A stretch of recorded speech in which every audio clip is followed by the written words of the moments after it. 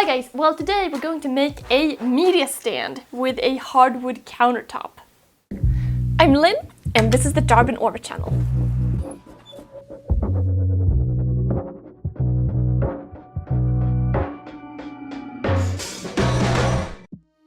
So I've been saving some epay wood up on the rafters for about a year now, so time to bring those down.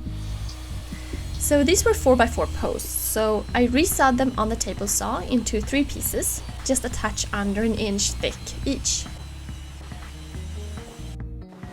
Once I had 5 boards cut up, I brought them inside where I arranged them so they look good, and then butted up tight without any gaps. Then I made some chalk marks to remind myself which side is up for later, and then just drawing 5 straight marks across for where I want the dowels. Now I'm using a doweling jig here and I'm going for 3/8 inch dowels. So lining the jig up on the mark, clamping it in place and then drilling a hole down. And I also have a stop on the drill bit, so I only go down a touch over half the length of the dowel. And then there was just a whole lot of clamping and drilling to do. And here are all the boards with the holes drilled. Now I'm getting ready here to glue and clamp this counter together. Putting down some wax paper so it doesn't glue stuck, and then putting the dowels and some glue down.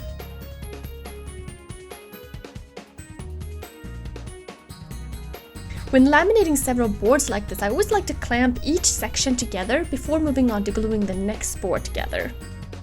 And then just doweling, gluing, and clamping the counter together, one board at a time.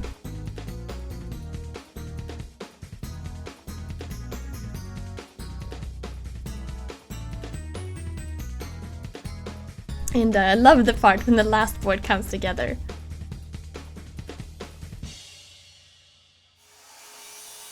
And then once the glue had dried, I cut the counter to size using a circular saw.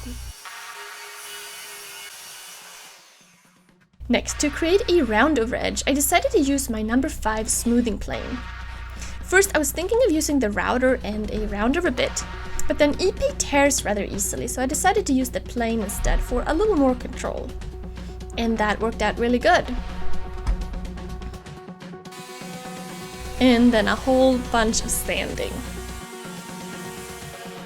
Once the top was smooth, I brought it inside and gave it a seal coat of this gel wipe on urethane product. And I will proceed to give this a couple more coats.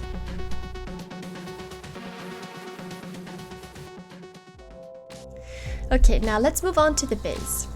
I started with checking over the plywood to mark out my cuts. And here are the pieces cut up. Here's the sketch for this media stand. I wanted something that would hold my speakers perfectly, a shelf underneath, and 2 doors to hide things behind. So I started with putting together the base here, and I'm simply using glue and screws. So after making my marks, I am pre-drilling and countersinking, and then clamping the piece in place, which really helps to line everything up square. Then just continuing on with the other side.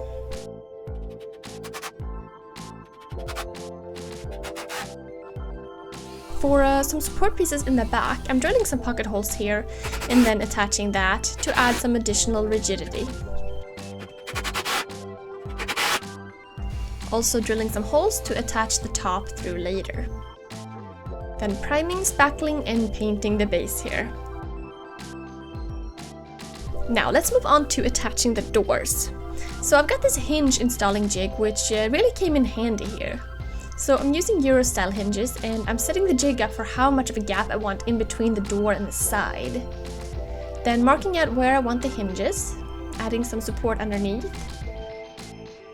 securing the jig in place, and then drilling down the rather large hole here with the drill.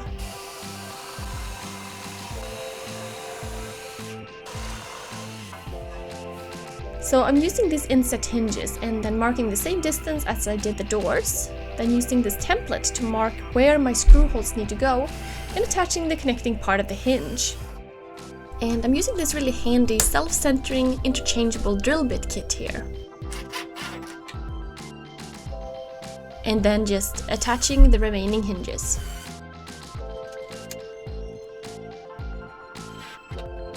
Then screwing down the hinges on the doors too, and clicking them in place.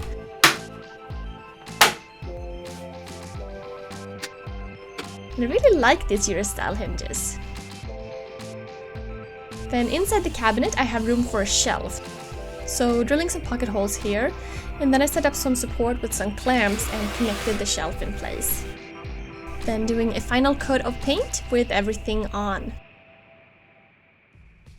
Now we are working on the legs. So since I have an epay counter, I thought it would be really cool to turn some tapered epay legs. So that's exactly what I did. I made one leg that I liked, that measured about 4.5 inches in length, and then I replicated 3 more legs.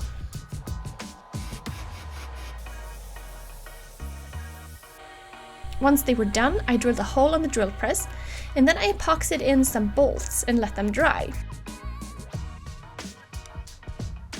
Now on the bottom shelf of the base, I drilled 4 holes on the corners, and then I clamped some T-nuts in place.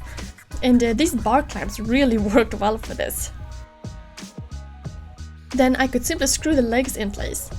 And I also decided to add some shellac for protection on the legs.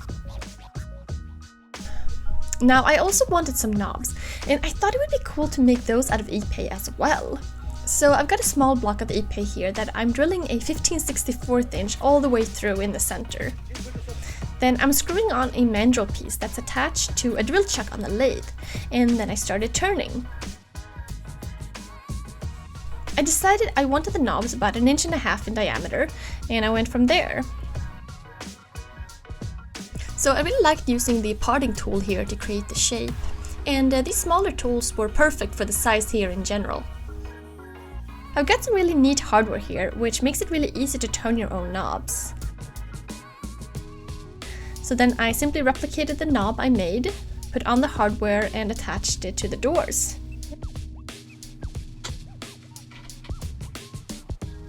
And there you go, custom knobs. I really kind of like that. Now to finish the piece, I of course added some of my beeswax polish. This is the tung oil version, since this is a really nice counter. And there you have it. A really nice media stand where the speakers fit quite perfectly on the sides. I have the center speaker on the bottom and the receiver behind the doors. I really like having the doors here so you can hide things behind it. And I really think it's the little touches that make a big difference here. The turned legs, the custom knobs, and of course the counter. You really can't go wrong with a hardwood counter. So I'm really happy about the way this came out, and I think it's going to be just great for my living room. So yeah, don't forget to subscribe if this is your first time here, so you don't miss any of my upcoming projects. And otherwise, thank you guys so much for watching, and I'll see you soon.